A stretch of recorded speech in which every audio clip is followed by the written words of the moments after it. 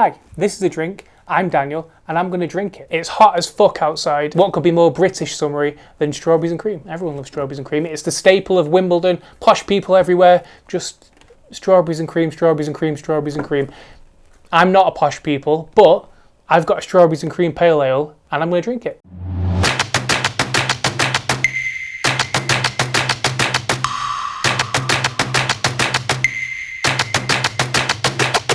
Now, if you're not in the loop, I'm a big wrestling fan, and because of that, this particular beer took on my fancy. It's named after three of the arguably greatest professional wrestlers of all time: Cactus Jack, Mankind, and Dude Love. And all of them happen to be the same person: one-eared Christmas enthusiast and Mrs. Foley's baby boy, Milk Foley. And this 6.3 pale is Turning Point Brewery, just at the top there. It's their ode to the great man himself. According to their website, in 2019, this was brewed with Brew York, who were doing some collaboration beers. There was this guy, and there was also one called Mocha Man Randy Savage, named after Randy Savage, named after Macho Man Randy Savage. Most recently though, they rebrewed this particular one for Sainsbury's as part of their Beer Hawk collaboration beer, basically trying to get craft beer into Sainsbury's, which I'm all for. I'm all for craft beer being in Sainsbury's because it means I can just go and get it. I don't have to get it from anywhere specialised. I saw it in Sainsbury's and I had to have it, despite the fact that I'm lactose intolerant. So there's cream in this, so it could be a potentially explosive episode.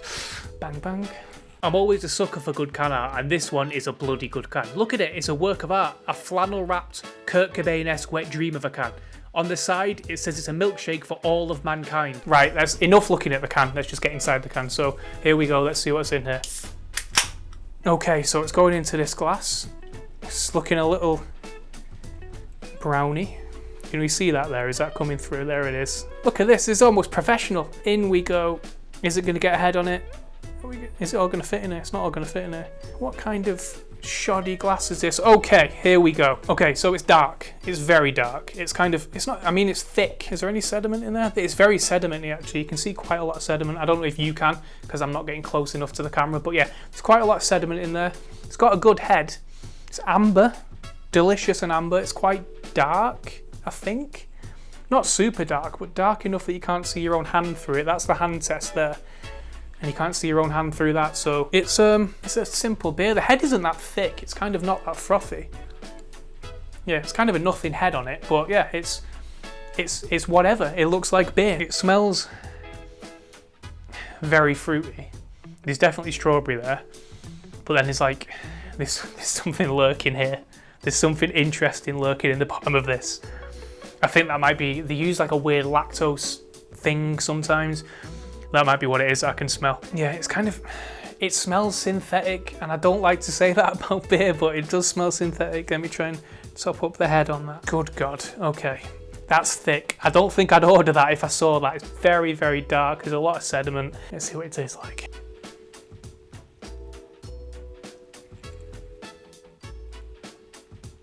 Okay, so, not a lot of cream. I'm not getting a lot of cream. It's very sweet, first of all. Very sweet, very sort of course it's strawberries and cream, but you kind of,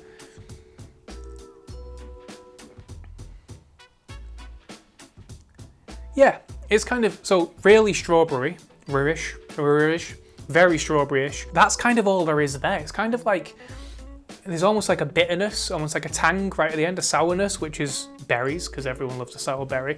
The lactose is kind of like, not, it's there because it's got that weird synthetic lactose flavouring that I absolutely hate in beers. It's kind of like, I don't know how to describe it. It's kind of like a kid's drink. It's kind of like there's like a, I don't know if you're old enough to know this, but there was adverts on TV on Cartoon Network in the late 90s, early 2000s for Dr. Dreadful's like creations things, I think they were called.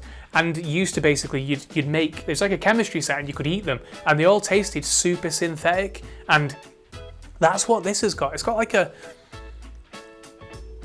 it's not horrible. That one was horrible. But it's not horrible by any stretch of the imagination. But it's kind of like, I don't know. It's not cream, it's just strawberry-ish. It kind of, it's almost like I think it's called fruity. It's kind of sweet like that, but then there's obviously stuff to bring it back a bit more bitter. I guess that's some sort of hop. Let's see what kind of hop it is. It's one of these hops. Your lactose kind of ruins it. It's kind of not there. There is a synthetic like aftertaste. It's really bitter and it's at the back of your throat. It kind of doesn't go down with the rest of the beer. It kind of, without being disgusting, tastes a little bit like bile at the back of your throat when you've been a bit sick and it's throwing itself back up. But I wouldn't order this again, but it's not. Shindigger in Manchester do a really good beer called Mango Unchained, and it's similar to this, but not quite as abrasive afterwards. It's not quite as sort of, I can't see myself enjoying this, but if you like sort of lactosey beers, because I've had jam donut beers before and they kind of taste a bit like this. It's kind of just like that air of synthesis, air of fakeness that comes with dumping a spoonful of, I guess, lactose powder or whatever they use into it during the brewing process, which I'm not a fan of, but if you want to do it, go ahead and do it. So yeah, I'd almost say like there's a lot of flavours going on, and it's kind of, yeah, it's not for me. Anyway, it tastes a bit like perfume now. Let's get rid of this beer. Get rid of this awful beer from me. So it kind of clears up after a little bit as well.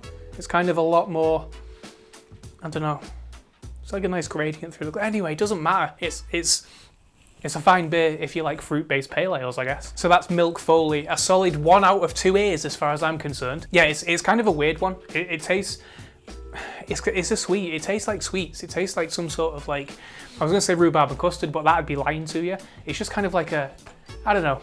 It's not great, but if you're into weird beers, definitely try it. You might be into it. Who am I to tell you what to do? I'm just a man with a YouTube thing. So that's the end of this video and my terrible Mick Foley jokes. If you want to leave me a comment below, then go ahead and do that, because I love talking to people about beer. And yeah, this is it's an interesting one. I know I've only had a little bit of it, but I feel like I've had enough of this particular one. If you like the video and want to preserve your anonymity, click the like button because that helps as well. And if you really like the video and want to see more beer reviews, wine reviews, I'm going to be doing the whole lot, the whole gamut from beer all the way down to water. I'll do the lot.